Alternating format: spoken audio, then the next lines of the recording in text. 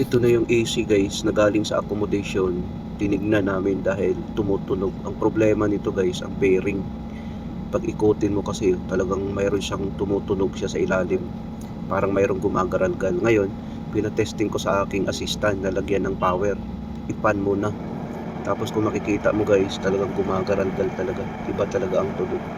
So mayroon talagang problema yan ang bearing. Dahil pag hindi kasi yan, aksyonan ka agad, ang sisirain yan yung bushing niya, pati yung sa shafting ng ating fan.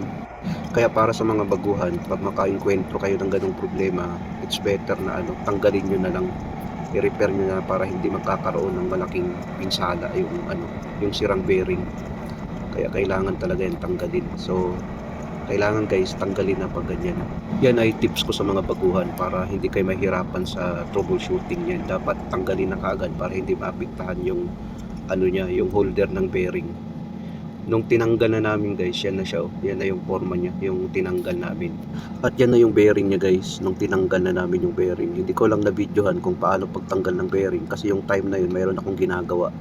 Tinanggal yan ng assistant ko. Yan na siya. Tapos ngayon, yan na yung kabuuhan niya nung na-fix natin ang bearing. Yan na siya. Tapos pinag-try namin na sabi ko na patakbuhin para makita din ang resulta. Sabi ko sa assistant ko, patakbuhin yan para makita natin. Nung pinatakbo guys, yan na siya.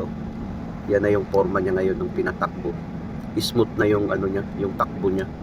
Wala nang gumagaralgal. Kung makikita natin, kung maririnig natin, talagang smooth na yung niya, yung ikot niya. Tapos yung preyon naman gumagana.